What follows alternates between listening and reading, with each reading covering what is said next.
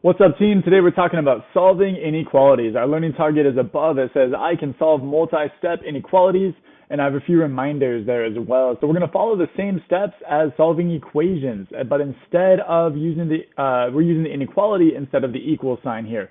So be careful with that. The one exception to using the inequality sign is that, remember, when we multiply or divide by a negative number, we're going to flip the symbol. So I have examples coming your way. Let's dive in. So our first example, what if we have something like x minus 6 is less than 11? So our job here is to solve for x, to get this x value all by itself. Well, if we are solving equations, we're going to locate the variable, we're going to make a plan, we're going to start undoing things, and then we're going to check our solution. We're going to do the same thing here. Here's the variable. There's step 1. Step 2 is make a plan. Well, all I have to do is undo this minus 6.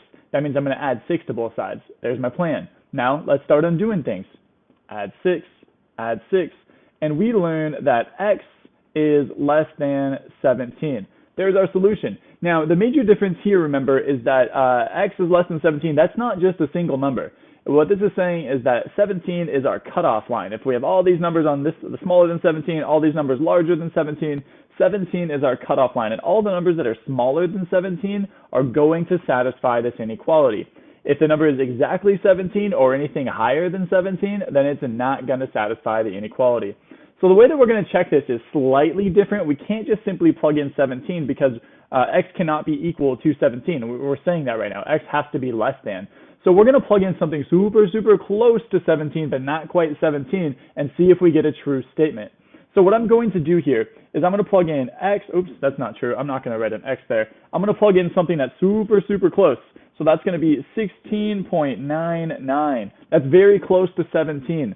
Minus 6, that's from the original equation, is less than 11. And we're going to see if this is true. If this is true, I can reasonably say that my statement is correct. 16.99 minus 6, well, that's just 10.99. Less than 11, is that true? Yeah, absolutely it is. They are so close to one another, but 10.99 is still less than 11, so this one checks out. Okay, here's an example with that exception that I was talking about. If we multiply or divide by a negative number. So here we have negative 5x is greater than 10.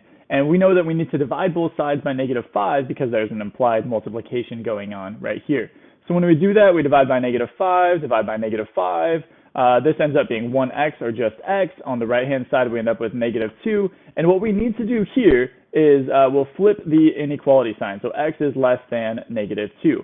Now, if you're not convinced, like, why did we flip it? What's going on? Well, let's check our answer. Let's check our answer to make sure it works here. So we're not going to plug in negative 2 exactly. We know that x has to be less than negative 2. So we're going to plug in negative 2.01. I know that's kind of annoying because it's negative, so it feels like it's getting bigger, but it's actually getting smaller. So we have negative 5 times negative 2.01. And I'll throw that in parentheses so we don't lose our negative sign there. And we're saying that that is greater than 10. Now, it should be really close to 10 when we solve this, but it's not going to be exactly 10. Just because here, I'm going to bust out my calculator. So on my calculator, I'm going to type in negative 5, so negative 5 times negative 2.01, and we see that that equals 10.05.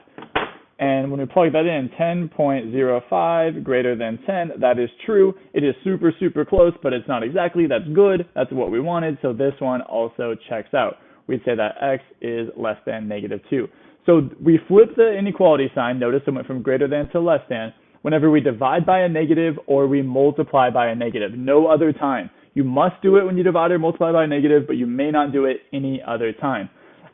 There is a slight exception. Hang on for this next example. I'm going to go through one more. Okay, here's another example. We have 12 is greater than or equal to x divided by negative 2. We know that we need to get x by itself, so in order to undo this, we're going to multiply both sides by negative 2. So this side by negative 2 as well. We learned that on the left-hand side we have negative 24, and we learned that on the right side, well, the negative 2, they cancel out, and x is all that remains. We multiplied by a negative number, so we must flip the inequality. So now we know that negative 24 is less than or equal to x, but we want to always have x on the left-hand side. So we're going to flip it around using the symmetric property here. But if negative 24 is less than or equal to x, that means x is greater than or equal to negative 24. So this is the only other time we'd flip the inequality, although it's not quite the same. But when you switch sides, if you move the x from the left to the right or vice versa, yeah, the inequality needs to follow it. So this is just kind of following logic here. If negative 24 is less than x, well then x must be bigger than or equal to negative 24. Okay, this is actually the last example. Multiple steps. Let's see if we can keep track of this one.